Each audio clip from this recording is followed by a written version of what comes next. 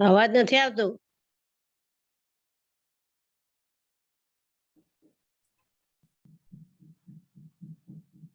तो होली हंस की विशेषताएं क्या है, आज बाबा वर्णन कर रहे हैं। आज सर्व बच्चों को विशेष आत्मा बनाने वाले बाप दादा हर एक होली हंस की विशेषता देख रहे हैं। जैसे हंस की निर्णय शक्ति और परखने की शक्ति विशेष होती है, इसलिए ग्रहण करने की शक्ति भी विशेष है। जो मोती और कंकड़ दोनों को परखता है और फिर निर्णय करता है, उसके बाद मोती ग्रहण करता है, कंकड़ पत्थर छोड़ देता है। हंस की विशेषता निर्णय और परख शक्ति विशेष होती, इसलिए ग्रहण करने की भी शक्ति होती। मोती और कंकड़ को परख लेता है और मोती ग्रहण कर लेता है।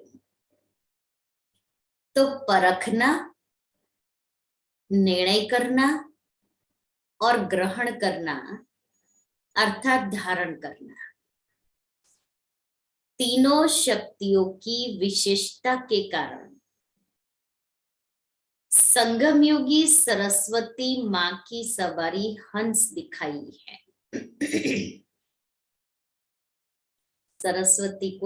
सरस्वती का वाहन हंस है। तो एक सरस्वती माँ का यादगार नहीं, लेकिन माँ समान बनने वाली ज्ञान वीणा वादिनी आप सभी हो। हम सभी आत्माएं ज्ञान वीणा वादिनी, जो हंस पर सवारी और ज्ञान रूपी मोती को ही ग्रहण करने वाले, जिसके अंदर निर्णय करने की, परखने की और ग्रहण करने की शक्ति तीनों ही है, समाई हुई है। इस ज्ञान को धारण करने के लिए भी ये तीनों विशेषताएं अति आवश्यक है। आप सभी ने ब्राह्मण जीवन धारण करते ही ज्ञान द्वारा, विवेक द्वारा पहले परखने की शक्ति के आधार को पहचाना, अपने आप को पहचाना, समय को पहचाना, अपने ब्राह्मण परिवार को पहचाना, अपने श्रेष्ठ कर्तव्य को पहचाना, इसके बाद निर्णय किया, तभी ब्राह्मण जीवन धारण की। ब्राह्मण जीवन धारण करते ही ज्ञान और विवेक द्वारा परखने की शक्ति के आधार को पहचाना, और इसके कारण पहले मैंने स्वयं को पहचाना, आत्मा को पहचाना। फिर बाबा ने कहा समय को पहचाना, ये कौन सा समय चल रहा है, तो संगम युग के समय को पहचाना। अपने श्रेष्ठ ब्राह्मण परिवार जो संगम युग में ही मिलता है, तो इस ब्राह्मण परिवार को पहचाना। फिर ब्राह्मण बनने के बाद संगम युग पर मेरा सबसे बड़ा कर्तव्य कौन सा है, स्वयं को परिवर्तन करके विश्व को परिवर्तन करना, इस दुनिया को सतयुगी दुनिया बनाना। तो अपने श्रेष्ठ कर्तव्य को पहचाना और फिर इस ब्राह्मण जीवन को धारण किया। यह वही कल्प पहले वाला बेहद का बाप है, परमात्मा है। मैं भी वही कल्प पहले वाली श्रेष्ठ आत्मा हूँ, अधिकारी हूँ। इस परखने के बाद निर्णय किया, बिना बाप को परखने के निर्णय नहीं कर सकते। बिना बाप के परखने के निर्णय नहीं कर सकते। कई आत्माएं अभी तक भी संबंध संपर्क में है, बहुत अच्छा कहती रहती हैं, लेकिन परमात्मा पहचान व परखने की शक्ति न होने के कारण निर्णय नहीं कर सकती कि क्या बनना है व क्या करना है। इसलिए ब्राह्मण जीवन धारण नहीं कर सकते। अभी तक भी कंफ्यूजन में है, अभी तक भी देख रहे हैं करे कि नहीं करे, ठीक है व नहीं है। अच्छा कहते हैं, लेकिन खुद अच्छा बने और खुद करे वो नहीं है। सहयोगी बनते हैं, लेकिन सहज योगी जीवन नहीं बना सकते, क्योंकि दोनों शक्तियां नहीं है, इसलिए होली हंस नहीं बन सकते। आगे बाबा ने बताया ना, होली हंस की अंदर दो विशेषताएं, दो शक्तियां विशेष धारण की हुई, निर्णय करने की और परखने की। पवित्रता रूपी मोती और अपवित्रता रूपी कंकड़ दोनों को अलग नहीं समझते, तो पवित्रता को ग्रहण करने की शक्ति नहीं आ सकती। तो होली हंस की विशेषता है पहले शक्ति परखना, अर्थात पहचानना। आप होली हंसों में ये दोनों शक्तियां है ना, है ना? पहले परखना फिर निर्णय करना।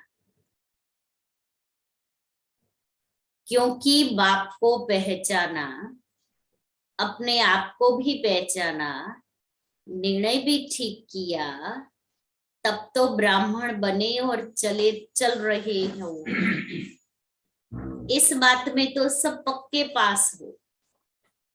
स्वयं को बाप को पहचान करके इस ज्ञान मार्ग में चल पड़ना, इसमें पास है। अभी आगे का स्टेप कौन सा है? लेकिन जो सेवा करते हो और कर्म में आते हो, सारे दिन की दिनचर्या में जो कर्म करते हो, संबंध संपर्क में आते हो, उसमें सफलता पूर्वक हर कर्म रहे व हर संकल्प संपर्क वाली आत्मा के संबंध में आने से सदा सफलता रहे। बाबा ने कहा जो सेवा करते हो उसमें कर्म में आते, सारे दिन में जो भी कर्म करते, जितने भी संबंध संपर्क में आते हैं, उसमें सफल रहे। हर प्रकार की सेवा मनसा वाचा कर्मणा, तीनों में सदा सफलता अनुभव हो, उसका भी आधार परखने की शक्ति और निर्णय करने की शक्ति है। इसमें फुल पास हो कि सारे दिन में मैं आत्मा कर्म करते जितनी भी आत्माओं के संबंध में और संपर्क में आती हूँ, उस आत्माओं की मनसा वाचा कर्मणा सेवा करने के लिए, उसमें सफलता का अनुभव करने के लिए चाहिए परखने की और निर्णय करने की शक्ति। उसी के आधार पर ही सेवा में, मनसा वाचा कर्मणा सेवा में हम सफलता प्राप्त कर सकते हैं। इस आत्मा को क्या चाहिए? शांति चाहिए, सुख चाहिए, प्यार चाहिए। सेवा की सफलता व संपर्क में सफलता सदा न होने का कारण चेक करो, तो कार्य को, व्यक्ति को, आत्मा को परखने की शक्ति में अंतर पड़ जाता है।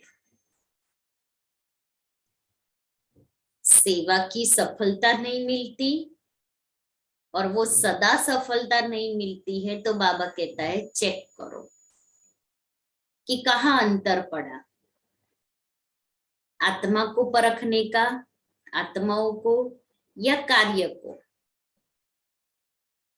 जिस समय जो सेवा जिस रीति से करनी है, जिसके द्वारा करानी है, जो आगे बाबा ने कहा, ये दोनों शक्तियों की आवश्यकता। तो कहीं ना कहीं हमने इन दोनों शक्तियों को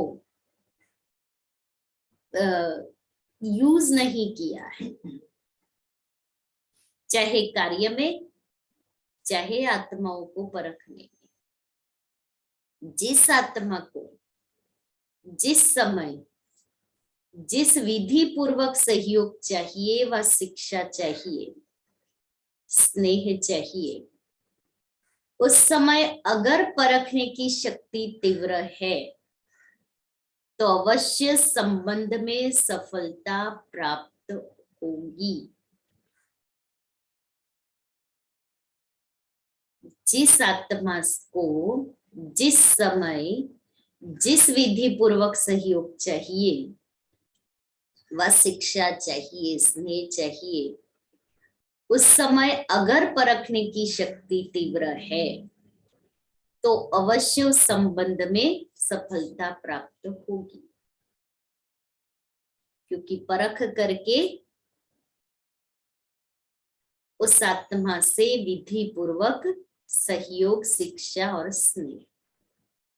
लेकिन होता क्या है, जिस आत्मा को जो सहयोग व विधि उस समय चाहिए, वो न देकर व न परखने के कारण अपने ढंग से उसको सहयोग देते हो व विधि अपनाते हो, इसलिए संतुष्टता की सफलता नहीं होती। उसको चाहिए कुछ और हम दे रहे हैं कुछ और। उसका कारण परखने की शक्ति की कमी। जैसे शारीरिक बीमारी को परखने की डॉक्टर को विधि न आए, तो क्या होता है, ठीक होने के बजाय एक से अनेक रोग और पैदा हो जाते हैं।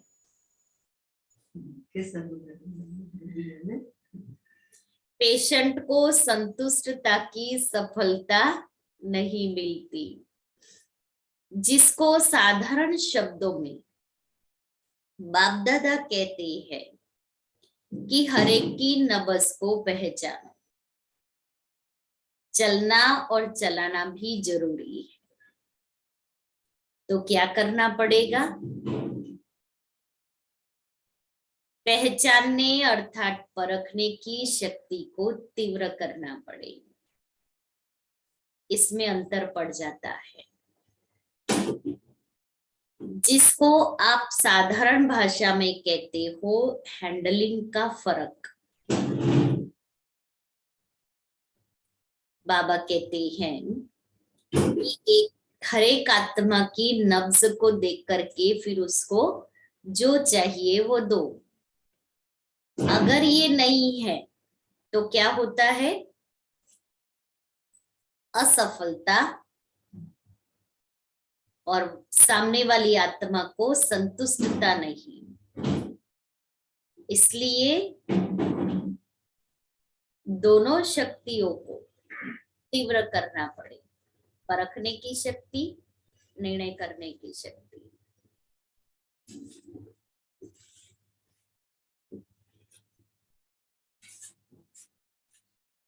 तो पहचानने अर्थात परखने की शक्ति को तीव्र करना पड़े, इसमें अंतर पड़ जाता है। जिसको आप साधारण भाषा में कहते हो हैंडलिंग का फर्क, कहते हो ना इनकी हैंडलिंग पुरानी है, इनकी नई है। ये अंतर क्यों पड़ा? क्योंकि हर समय हर आत्मा और हर कार्य को परखने की शक्ति चाहिए। टाइटल परखने की शक्ति आ गई, लेकिन विस्तार से और बेहद के परखने की शक्ति की आवश्यकता है। परखने की शक्ति आ गई, लेकिन वो परखने की शक्ति बेहद में है।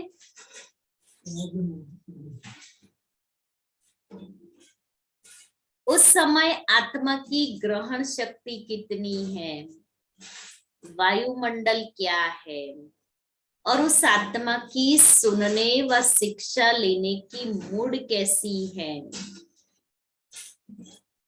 कितनी बातें बताई बाबा ने।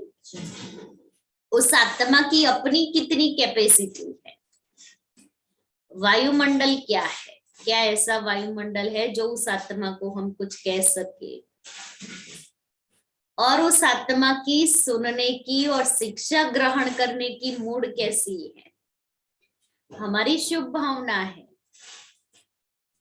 लेकिन आप उसको कुछ कहो और उसका मूड और बिगड़ जाए, या और गुस्सा हो जाए, या मुंह बिगाड़ देवे, डिस्टर्ब हो जाए, तो वो समय ठीक नहीं कहेंगे ना।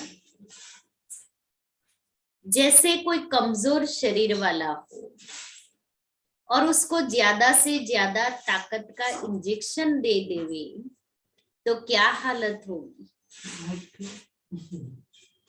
वह तो हार्ट फेल हो जाएगा, शांति में चला जाएगा। ऐसे अगर संबंध में आने वाली आत्मा कमजोर है, आत्मा में हिम्मत नहीं है, लेकिन आप उसको शिक्षा का डोज देते जाओ, उसका मूड, समय, वायुमंडल परख न सके तो रिजल्ट क्या होगी। कितनी बातें बाबा ने बताई और कितनी अच्छी तरह से बताई कि पेशेंट में ताकत नहीं और हाई डोज दे दो तो क्या होगा। ऐसे ही उस आत्मा के अंदर ताकत नहीं है और बिना परख के हम उसको हाई डोज दे देवे, तो उस आत्मा की क्या स्थिति होगी।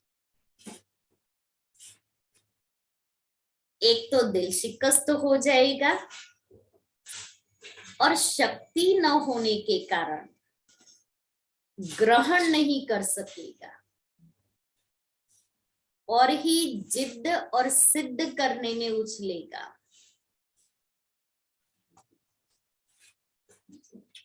ग्रहण करने की शक्ति नहीं, क्योंकि कमजोर है, इसलिए ग्रहण नहीं कर सकेगा। बात राइट बता रही है, लेकिन आत्मा कमजोर है, इसलिए वो ग्रहण नहीं करेगा। और दूसरा बाबा ने कहा दिल शिकस्त हो जाएगा। दिल शिकस्त माना निराश, हताश, इसलिए फिर अपनी ही बात को सिद्ध करने में लगेंगे। मैं ही राइट हूं, मैंने जो कहा वही राइट है। तो जिद सत्य असत्य होते भी जिद से सत्य सिद्ध करने की कोशिश करेंगे। आपने तो अच्छी भावना से किया, लेकिन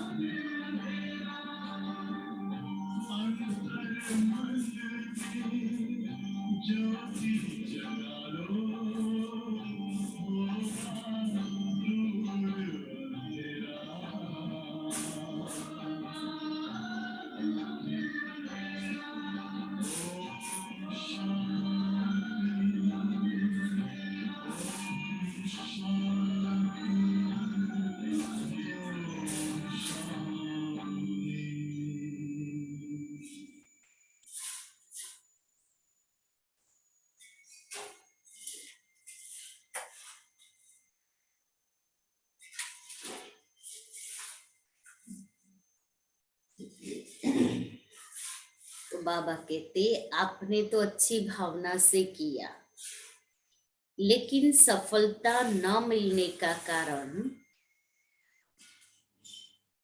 परखने और निर्णय करने की शक्ति कम है। इसलिए सफलता मूर्त बनने में परसेंटेज हो जाती है। तो सारे दिन के कर्मों और संबंध में परखने की शक्ति की आवश्यकता हुई ना, इसलिए शिक्षा भल दो, लेकिन सब बातों को परख कर फिर कदम उठाओ। ऐसे ही सेवा के क्षेत्र में भी अगर आत्माओं की आवश्यकता और इच्छा परखने के बिना कितना भी अच्छा ज्ञान दे दो, कितनी भी मेहनत कर लो, लेकिन सफलता नहीं होगी। अच्छा अच्छा कहना तो एक रीति रस्म हो गई है, क्योंकि आप कोई बुरी बात तो कहते ही नहीं हो, लेकिन जो सफलता का लक्ष्य रखते हो उसमें समीप अनुभव करो, उसके लिए परखने की शक्ति अति आवश्यक है। जैसे कोई मुक्ति का इच्छुक है और उसको आप जीवन मुक्ति और मुक्ति दोनों भी दे दो, लेकिन वह रुचि नहीं रखेगा। पानी के प्यासे को 36 प्रकार का भोजन दो, लेकिन वह संतुष्ट पानी की बूंद से ही होगा, न कि भोजन से, क्योंकि उसको आवश्यकता पानी की है, भोजन की नहीं है।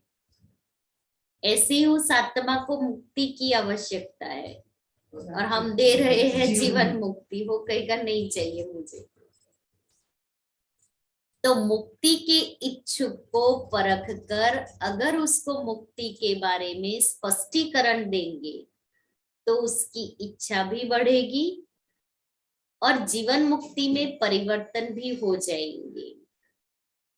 किसको धारणा की बातें सुनना अच्छा लगता है, उसको आप कल्प 5000 वर्ष का व गीता का भगवान कौन यह बताना शुरू कर दो तो और ही इंटरेस्ट खत्म हो जाएगा।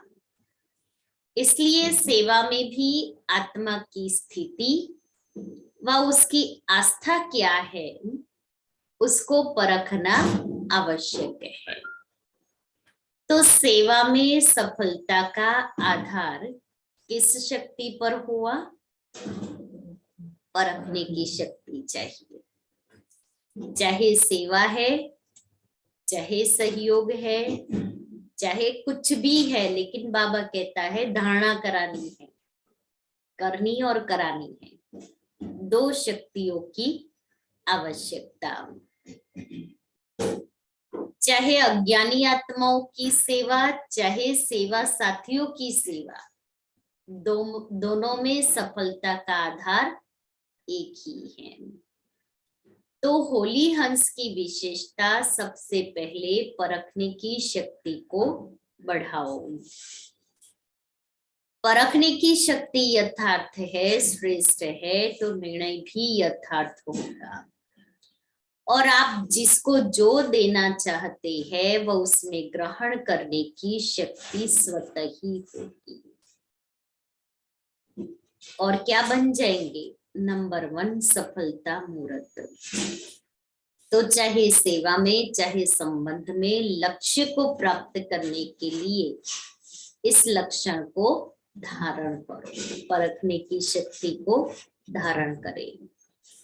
तो सारे दिन में ये चेक करो, सारे दिन की दिनचर्या में परखने की शक्ति कहाँ तक यथार्थ हुई और कहाँ करेक्शन एडिशन करने की आवश्यकता है। करने के बाद करेक्शन अपने आप होती जरूर है, क्योंकि दिव्य बुद्धि का वरदान सबको मिला हुआ है। चाहे समस्या के वश, समय व परिस्थिति के वश, व कोई आत्माओं के संग के वश, व माया द्वारा मन मत के वश उस समय परवश हो जाते हो। लेकिन समय, परिस्थिति, संग का प्रभाव, समय, परिस्थिति, संग का प्रभाव, मन मत का प्रभाव जब हल्का हो जाता है, फिर दिव्य बुद्धि अपना काम करती है, जिसको आप लोग कहते हो जोश में होश आ गए। फिर महसूस होता है कि यह करेक्शन व एडिशन होनी चाहिए थी व करनी है। सारे दिन में बाबा कहता है चेक करो, परखने की शक्ति कहाँ तक यथार्थ हुई। करेक्शन और एडिशन करने की आवश्यकता रही। करेक्शन अपने आप होती जरूर है जब चेक करते हैं, क्योंकि बाबा ने हम बच्चों को दिव्य ज्ञान दिया है, दिव्य बुद्धि का वरदान दिया है। इसलिए चाहे समस्या के वश, समय व परिस्थिति के वश कोई आत्मा माया की मत या मनमत पर चलती है, तो उस समय वो आत्मा परवश है। जब हम दिव्य बुद्धि, दिव्य ज्ञान को यूज करते हैं, तो बाबा कहता है उस समय, उस परिस्थिति या कोई भी व्यक्ति के वश हो गई आत्मा है, उसके जोश में होश आ जाता है। लेकिन वो कब? जब दिव्य बुद्धि का वरदान बाबा से मिला हुआ है, उसको यूज करते हैं तभी। फिर महसूस होता है कि यह करेक्शन व एडिशन होनी चाहिए थी व करनी है। ये अंदर से आत्मा को महसूसता आती है। लेकिन रजिस्टर में व कर्मों के हिसाब की किताब में दाग नहीं, लेकिन बिंदी तो पड़ गई। बिल्कुल साफ तो नहीं रहा ना? क्या सुना? बाबा ने क्या कहा कि करेक्शन एडिशन होनी चाहिए थी व करनी है, ये महसूसता हुई, लेकिन मेरे रजिस्टर में कर्मों के हिसाब किताब के हिसाब से दाग तो पड़ गया ना। बिल्कुल क्लीन तो नहीं रहा ना, भले अपने आप को चेंज कर लिया लेकिन बिंदी तो पड़ गई ना, तो रजिस्टर क्लीन नहीं रहा ना। इसलिए कहा जाता है कर्मों की लीला अति गुह्य है। टीचर्स तो कर्मों की लीला को अच्छी रीति जान गई है ना। टीचर्स सारा दिन क्या गीत गाती है कि वाह मेरे श्रेष्ठ कर्मों की लीला। कर्मों के गहन गति की लीला नहीं, श्रेष्ठ कर्मों की लीला।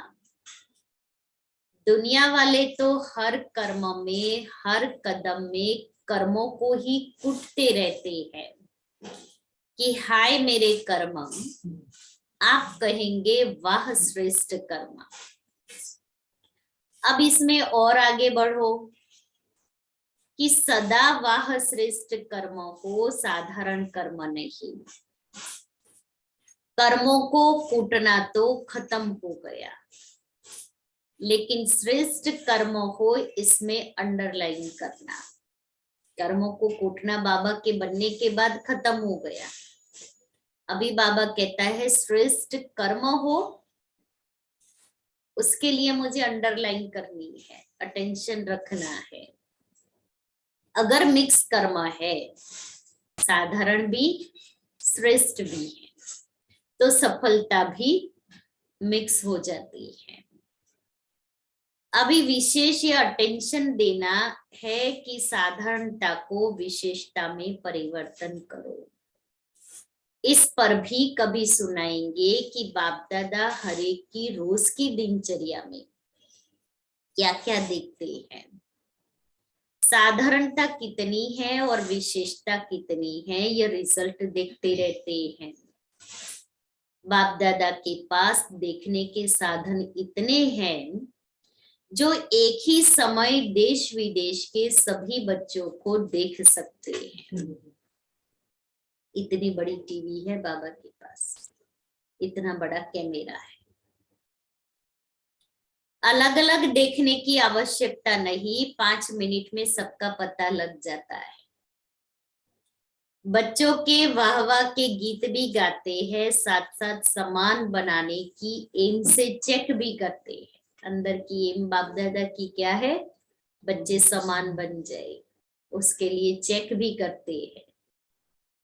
सुनाया था ना कि बाप के स्नेह व बाप की पहचान, इसमें तो सब पास हो। और कभी कभी तो कमाल के काम भी करते हो। अच्छी कमाल है, न कि धमाल वाली कमाल। कोई कोई बच्चे धमाल की भी कमाल करते हैं ना, होती धमाल है लेकिन कहते हैं यह तो हमारी कमाल है। इसलिए बाप दादा कहते हैं परखने की शक्ति को बढ़ाओ। आजकल है ना सब अपना अपना YouTube चैनल पर सब डालते हैं, हम तो सेवा कर रहे हैं, ये कमाल नहीं कर रहे हैं। ये क्या कर रहे हैं, बाबा ने कहा ना परखने की शक्ति चाहिए। समझते हम तो सेवा कर रहे हैं, सेवा नहीं।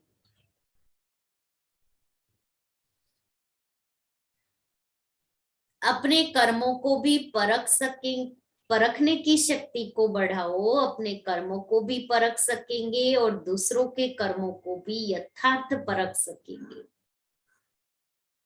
अपने में परखने की शक्ति धारण करेंगे तो दोनों ही परख सकेंगे। उल्टे को सुलटा नहीं कहेंगे। बहुत सूक्ष्म बात बाबा ने बताई। कहते हैं हम तो कमाल कर रहे हैं लेकिन होती धमाल है। और फिर बाबा ने कहा कि अपने कर्मों को भी परख सकेंगे और दूसरों के कर्मों को भी परख सकेंगे। उल्टे को उल्टा सुलटा नहीं कहेंगे। उल्टा है तो उल्टा ही रहेगा वो, लेकिन उसके लिए चाहिए परखने की शक्ति। यह परखने की शक्ति की कमी है, इसलिए उल्टे को भी सुलटा समझ लेते हैं, धमाल को कमाल समझ लेते हैं। और सदा एक बात याद रखो, सबके लिए कह रहे हैं, कभी भी कोई ऐसा व्यर्थ व साधारण कर्म करते हो और अपने आप को पहचान नहीं सकते हो कि यह राइट है व रॉन्ग है, तो जब ऐसी परिस्थिति आती है, वशीभूत हो जाते हैं, उस समय ऐसी परिस्थिति में सिद्धि को प्राप्त करने की श्रेष्ठ विधि क्या है? बहुत सूक्ष्म गहरी बात बाबा ने सुनाई है कि सबके लिए, बाबा ने कहा ये सदा एक बात याद रखो, सबके लिए कह रहे हैं, कभी भी कोई ऐसा व्यर्थ व साधारण कर्म करते हो और अपने आप को पहचान नहीं सकते हो कि यह राइट है व रॉन्ग है, तो जब ऐसी परिस्थिति आती है, वशीभूत हो जाते हैं, उस समय ऐसी परिस्थिति में क्या करे पारुल बेन? क्या करे ऐसी परिस्थिति में? सिद्धि को प्राप्त करने की श्रेष्ठ विधि क्या है? क्योंकि उस समय अपनी बुद्धि तो वशीभूत है, हमारी बुद्धि तो वशीभूत है, जो न परख सकती है न निर्णय कर सकती है। राइट को भी रॉन्ग समझते हो, रॉन्ग को रॉन्ग नहीं समझते हो, राइट समझते हो। राइट को भी रॉन्ग समझते हो और रॉन्ग को रॉन्ग नहीं समझते, राइट समझते हैं। क्यों? क्योंकि व्यर्थ व साधारण कर्म करने के कारण अपने आप को पहचान नहीं सकते कि मैं राइट कर रही हूं या रॉन्ग कर रही हूं, इसलिए राइट को भी रॉन्ग और रॉन्ग को राइट। फिर जिद करेंगे या सिद्ध करेंगे, अपनी बात को मनवाने के लिए जिद करेंगे कि मैं जो कर रही हूं वो राइट ही है रॉन्ग, या स्वयं को सिद्ध करेंगे कि मैं ही सत्य हूं, मैं ही राइट हूं। यह निशानी है वशीभूत बुद्धि की। बहुत बड़ा बाबा ने थर्मोमीटर दे दिया है स्वयं को चेक करने का। ऐसे समय पर सदैव एक बाप दादा की श्रेष्ठ मत याद रखो कि जिन्हों को बाप ने निमित्त बनाया है, डबल ट्रिपल अंडरलाइन करो, वह निमित्त आत्माएं जो डायरेक्शन देती है उसको महत्व देना चाहिए। उस समय यह नहीं सोचो कि निमित्त बनी हुई उस समय यह नहीं सोचो कि निमित्त बने हुए शायद कोई के कहने से कह रही है, इसमें धोखा खा लेते हो। आपने किसको देखा? बाप को नहीं देखा। बाप को देखा होता तो ये संकल्प ही नहीं आता। बाबा ने कहा ना, धोखा खा लेते हो, इसने कहा होगा ना, इसलिए ये निमित्त आत्मा मुझे ये कह रही है, धोखा खा लेते। निमित्त बनी हुई श्रेष्ठ आत्माओं द्वारा जो शिक्षा व डायरेक्शन मिलते हैं, उसको उस समय महत्व देने से अगर कोई बुरी बात भी होगी तो आप जिम्मेवार नहीं। कितना क्लियर कट बाबा ने कहा। आपने हमको बताया और हम वही कि निमित्त ने अगर मान लो कुछ भी कहा, उसने कहा और आपको करना है, आप रिस्पॉन्सिबल नहीं हुए ना। कभी कभी हम क्या कहते, क्यों आपने ऐसा किया, छोटे बच्चे कभी कभी, क्यों किया ऐसा, मैंने नहीं, इसने कहा इसलिए मैंने किया। तो निमित्त ने जो कहा आपने किया, आप तो फ्री हो गए ना। हमने तो कहने से किया है, अपने आप तो किया नहीं है। तो बाबा कहता आप जिम्मेवार नहीं रहे।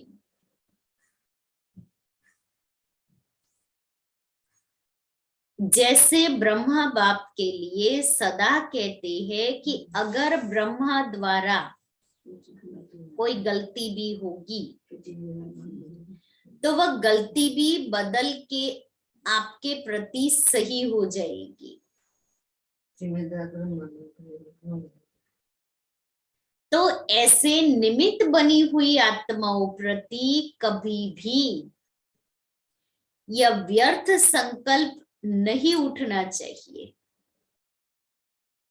कि ये मुझे ऐसे कह रहे। मानो कोई ऐसा फैसला भी दे देते हैं जो आपको ठीक नहीं लगता है, लेकिन आप उसमें जिम्मेवार नहीं हो। आप जिम्मेवार नहीं हो, वो जाने, उसका कर्म जाने। आपने तो उस निमित्त का कहा हुआ किया है, इसलिए मुझे करना भी है और मुझे निमित्त के लिए व्यर्थ संकल्प भी नहीं चलाने हैं। आपका पाप नहीं बनेगा, आपका काम ठीक हो जाएगा, क्योंकि बाप बैठा है। बाप पाप को बदल लेगा। कितनी बड़ी गारंटी बाबा हमारे लिए ले रहा है, और फिर भी हम उसको ही देखते रहे तो विकर्म किसका बनेगा? हमारा बनेगा। इसलिए निमित्त जो कहे मुझे कर लेना है। अगर उसने रॉन्ग कहा तो भी बाबा कहता है बाबा उसको ठीक कर देगा। अभी इससे बड़ी जिम्मेवारी कौन और कौन सी लेगा बाबा? फिर हम क्यों संकल्प चलाए? अभी ड्रॉबैक मेरा है, न बाबा का है न निमित्तात्मा का है। यह गुह्य रहस्य है, गुप्त मशीनरी है। इसलिए निमित्त बनी हुई श्रेष्ठ आत्माओं के श्रेष्ठ डायरेक्शन को महत्व से कार्य में लगाओ। इसमें आपका फायदा है, नुकसान भी बदलकर फायदे में हो जाएगा। यह बाप की गारंटी है। कितनी बड़ी गारंटी बाबा मेरे लिए ले रहा है। इसलिए बाबा गारंटेड बैठा है। मैं संकल्प नहीं चलाऊं, मुझे जो निमित्त ने कहा है उसको करना है। समझा? बाबा बड़ा गुह्य बोल रहा है। समझा? समझा कि मुझे क्या करना है? इसलिए सुनाया कि कर्मों की लीला बड़ी विचित्र है। कर्मों की लीला बड़ी विचित्र है। बाप जिम्मेवार है, जिनको निमित्त बनाया है उसका भी जिम्मेवार बाप है। आपके पाप को बदलने का भी जिम्मेवार है। देखो तो बाबा ने कितनी जिम्मेवारी ली है। निमित्त आत्मा के लिए भी जिम्मेवार बाप है, हमारे लिए भी जिम्मेवार बाप है। अब सोचो मुझे क्या करना है। ऐसे ही निमित्त नहीं बनाया है बाबा। ऐसे ही निमित्त नहीं बनाया है, सोच समझ के ड्रामा के लॉ मुजब निमित्त बनाया गया है, समझा। हम उसके लिए कुछ भी सोच लेवे, कुछ भी बोल देवे, बाबा कहता है ऐसे ही बाबा ने उस आत्मा को निमित्त नहीं बनाया है। जो हम कह देवे ये ऐसे बोलते हैं, ये ऐसे करते हैं, बाबा ने उसको सीट पर बिठाया है तो कुछ भी सोच समझ के ड्रामा के लॉ प्रमाण बिठाया है। अब उसमें मैं क्यों व्यर्थ चलाऊं, मैं अपना कर्मों का खाता क्यों बनाऊं कि ये ऐसे करते हैं, ये ऐसे बोलते हैं। बाबा ने ये राइट नहीं दिया है। बाबा कहता है मैं जो निमित्त आत्मा के द्वारा कहूँ वो करो। हमारा बाबा जिम्मेवार है ना, वो अपने चलाएंगे तो वो अपना हिसाब किताब बनाते हैं। इसलिए बाबा ने कहा ना, सोच समझ के ड्रामा के लॉ मुजब निमित्त बनाया गया है। अच्छा, टीचर्स को अच्छा लगता है ना, इसमें फायदा है, बोझ हल्का हो गया। कोई भी बात आएगी तो कहेंगे निमित्त बने हुए बड़े जाने हल्के हो गए ना। सिर्फ कहने मात्र नहीं, समझने मात्र, स्नेह मात्र, स्वप्न मात्र हो। इन गुह्य बातों को बाप जाने और जो समझदार बच्चे हैं वह जाने। निमित्त बनी हुई आत्माओं के लिए कुछ भी कहना अर्थात बोलो, बाप को जाना कभी भी बात मानेंगे नहीं। बाबा ने कहा निमित्त बनी हुई आत्माओं के लिए कुछ भी कहना अर्थात बाप के लिए कहना। बाप के लिए आपने उस आत्मा को नहीं कहा है, बाबा को कहा है। और अगर बाबा से मुझे प्यार है तो मैं बाबा का ऐसा इंसल्ट नहीं कर सकती ना, मैं ऐसे नहीं बोल सकती हूँ।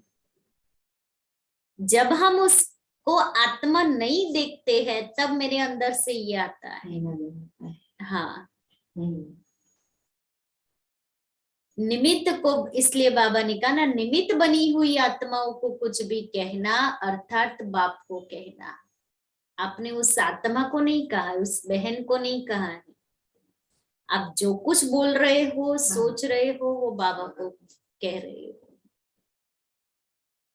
निमित्त बाप ने बनाया है ना, बाप से ज्यादा आपको परखने की शक्ति है हमारे में। बाप से ज्यादा आपको परखने की शक्ति है।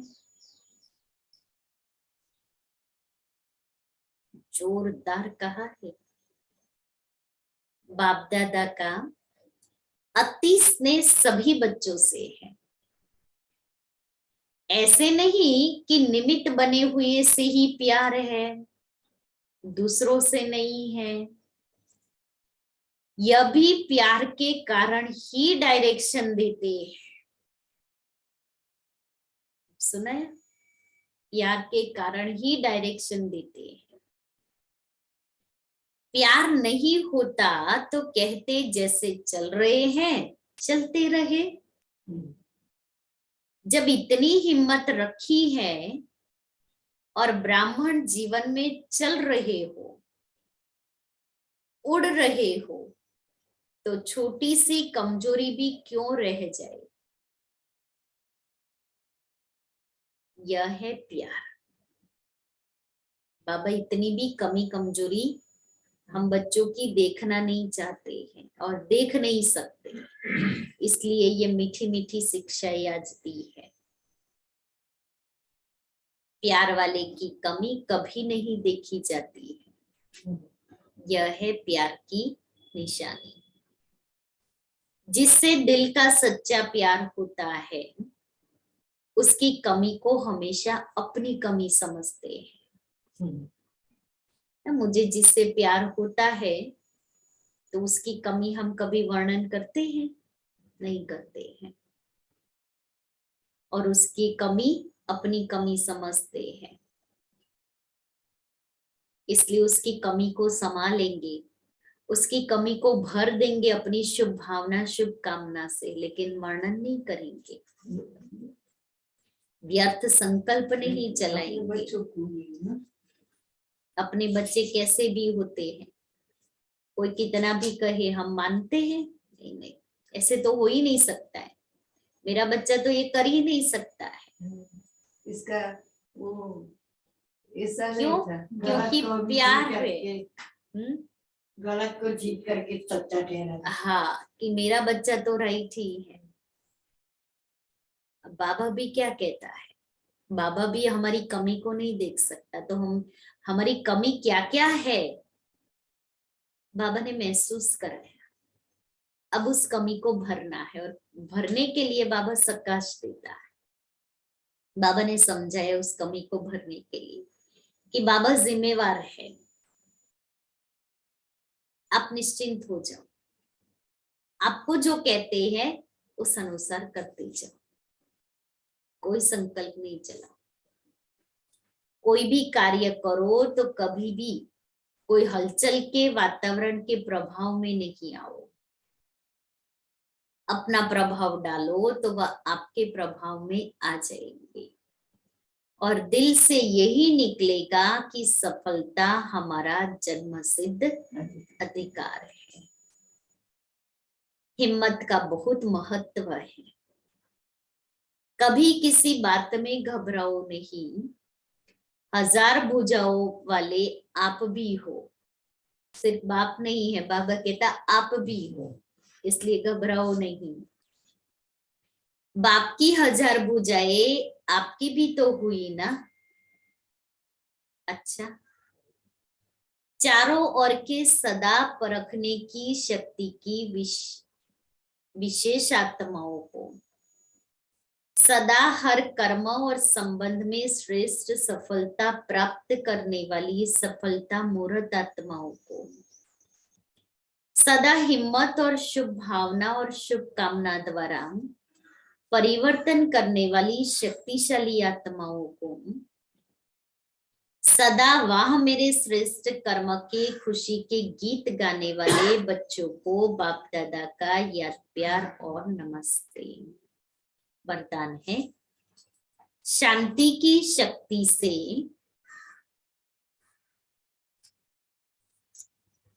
संस्कार मिलन द्वारा सर्व कार्य सफल करने वाले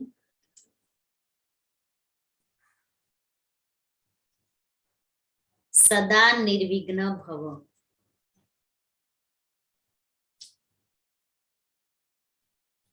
सदा निर्विघ्न वही रह सकता है जो सी फादर फॉलो फादर करता है।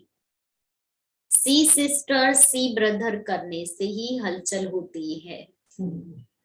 बाबा ने भी आज वही बताया ना मुरली में। इसलिए अब बाप को फॉलो करते हुए बाप समान संस्कार बनाओ, तो संस्कार मिलन की रास करते हुए सदा निर्विघ्न रहेंगे।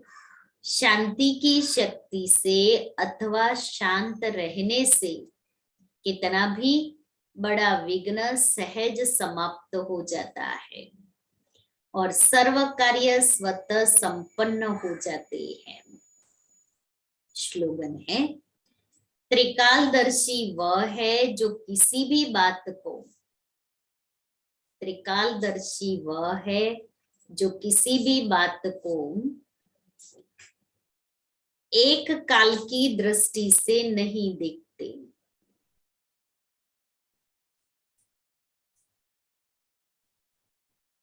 हर बात में कल्याण समझते हैं।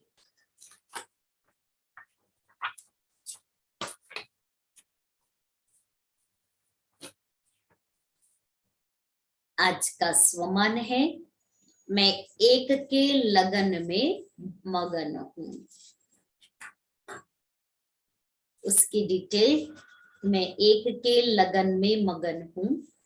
किसी भी नवीनता की इन्वेंशन के लिए एकाग्रता चाहिए, चाहे लौकिक दुनिया की इन्वेंशन हो चाहे आध्यात्मिक इन्वेंशन हो।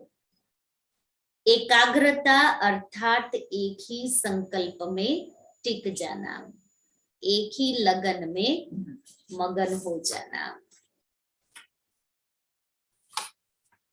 पवित्रता की पॉइंट, ब्राह्मण जीवन का जियादान ही पवित्रता है।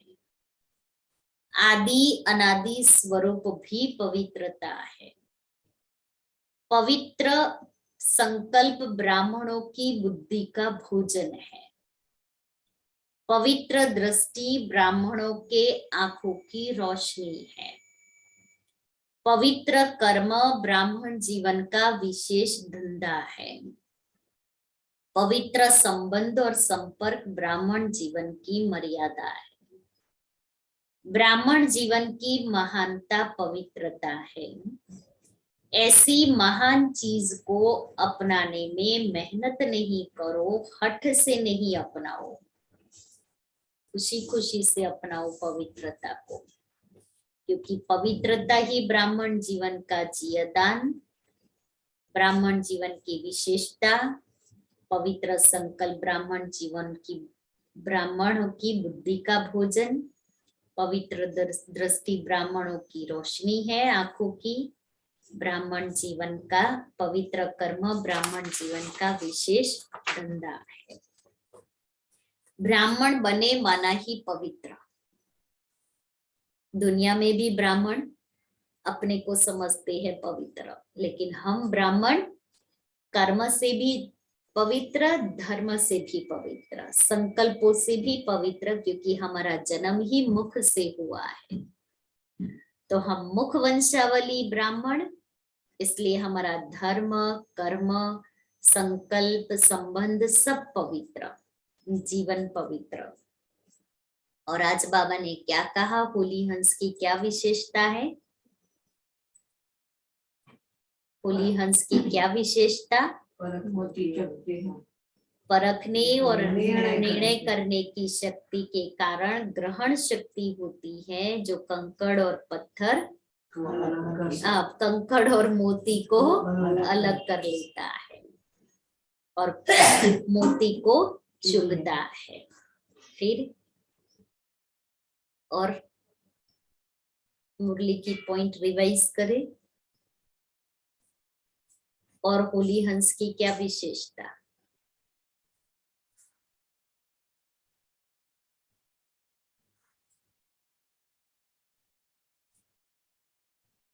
बस भूल गए अभी।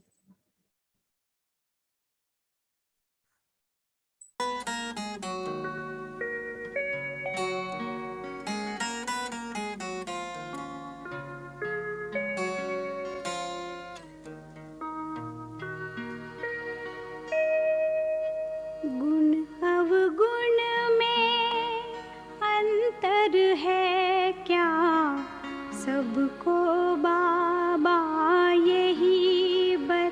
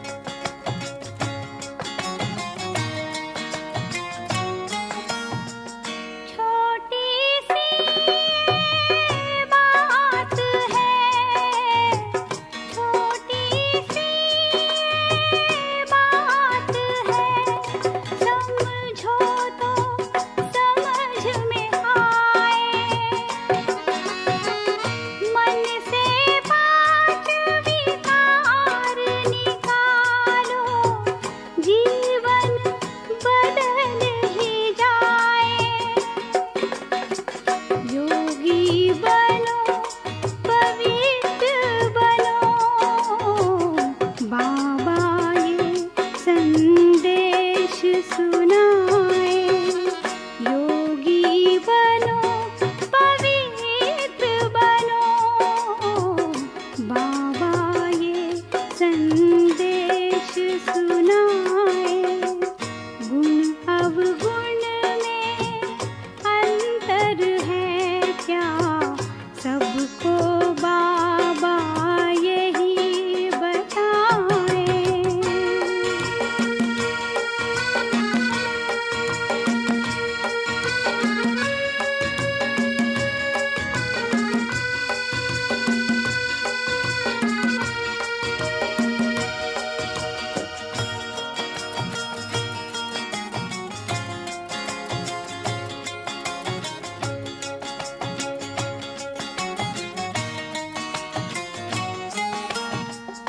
अवगुण में है पल दो पल की, अवगुण में है पल दो पल की, झूठी खुशियाँ बस दो झाड़।